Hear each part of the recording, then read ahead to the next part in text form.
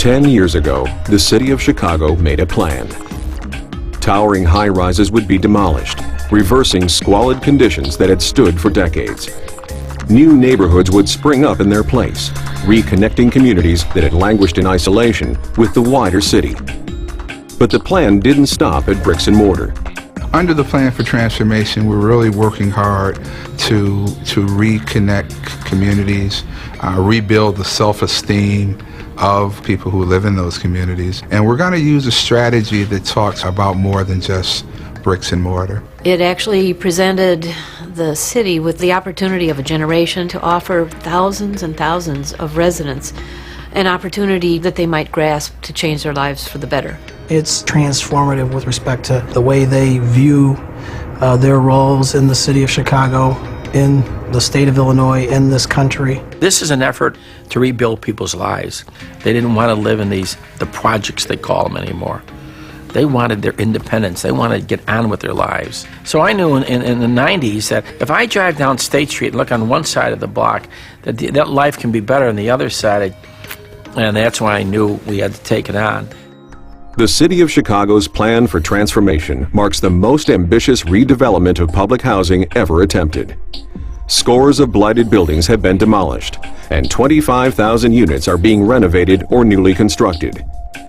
Residents have found new opportunities to improve the quality of life for themselves and their families. And surrounding communities that stood in the shadow of public housing for a half a century are being revitalized through new investment. But this is not a time for celebration alone. At the inception of the plan in 1999, many considered public housing in Chicago to be a disaster. While much has been accomplished, the plan is a continual work in progress. Many strategies have met success. Others did not meet the high expectations set. But all offer opportunities to reflect on lessons learned. Chicago's earliest public housing was built during the Great Depression to replace crowded, dank tenements. In the 30s and 40s, developments were often racially and economically integrated, consisting of townhouses or small apartment buildings.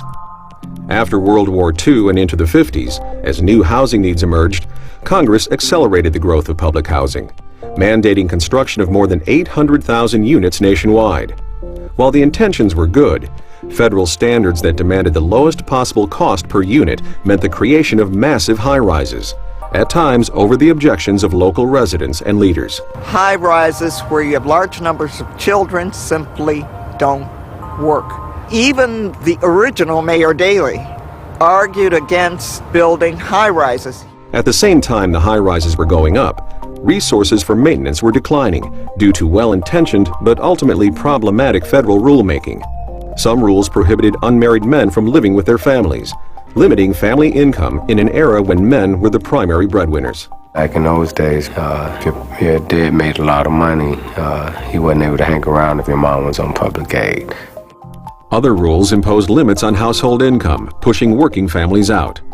The 1971 Brooke Amendment imposed a rent cap of 25% on household income, creating a financial burden that led to chronic budget shortfalls and a lack of funds for repairs or improvements. The isolation of the high-rise buildings was unfortunately matched by an increasing deterioration of surrounding neighborhoods, with long, vibrant communities devastated by disinvestment in the wake of the unrest of 1968. Just went down, you know, but it went down slow. It didn't just all overnight, you know, it just went down slow. And you wouldn't notice it going down until it's already down, you know. And a lot of the working families started to move out of public housing. And I think that also is a time that you started to see more of the drugs, more of the gangs, a lot of the violence that started to dominate public housing developments at that time. Resistance to the increased isolation began as early as the mid-1960s, when a civil rights case was filed on behalf of CHA resident and community activist Dorothy Gautreaux, who challenged the building of public housing exclusively in African American communities. This is the heyday, if you will, of the civil rights era. And if you couldn't segregate in schools, why could you do it in housing? While Gautreaux won the case, it was not until 1987, when the Habitat Company was appointed by the federal courts to implement the decision, that scattered site housing was built in the broader community. So as receiver, we did the physical planning, working with the community, with the aldermen, with the CHA, other interested parties, certainly community residents, and making the housing happen.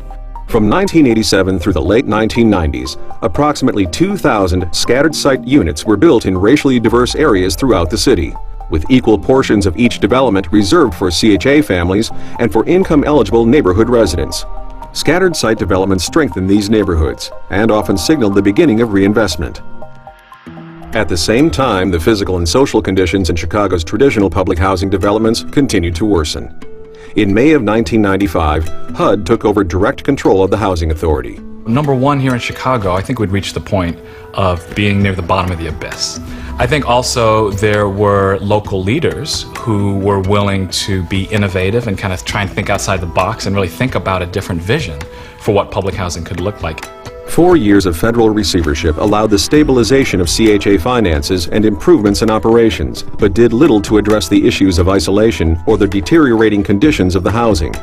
That would only happen when the city of Chicago reassumed control.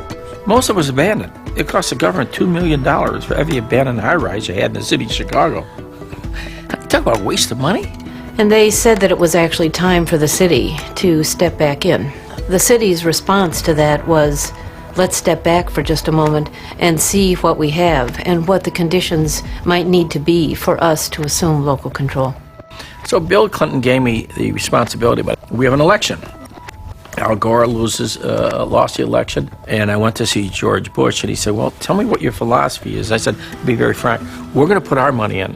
We're going to rebuild the sewers, and we're going to build schools and parks, and he made the commitment like a partnership. Well, I credit the mayor. I mean, the mayor and I don't always agree, but what I always say is we share the conviction that it's possible to rebuild troubled neighborhoods, and in this case, it's possible to transform public housing.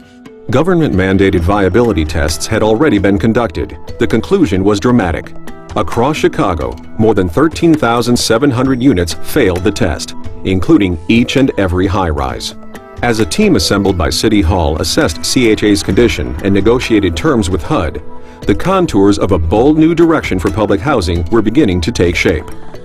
On the physical side, the plan for transformation would replace or renovate 25,000 units across the city and promise the right of return to each tenant in good standing that occupied a CHA unit on October 1, 1999. Many traditional family developments and senior buildings were still viable, and each unit would be fully renovated. In areas where blighted high-rises were slated for demolition, a different approach was envisioned. People returned to this somewhat idealized version of what places like Bronzeville were like back in the 20s and 30s.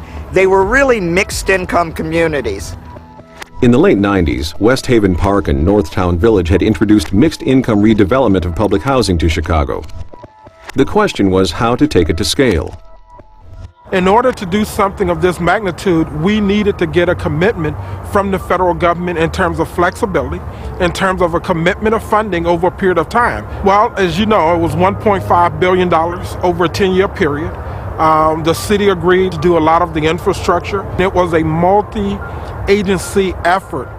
I arrived on September 10th, and I was immediately told that I was to get 5 transactions closed by December 31st, which is a very daunting challenge.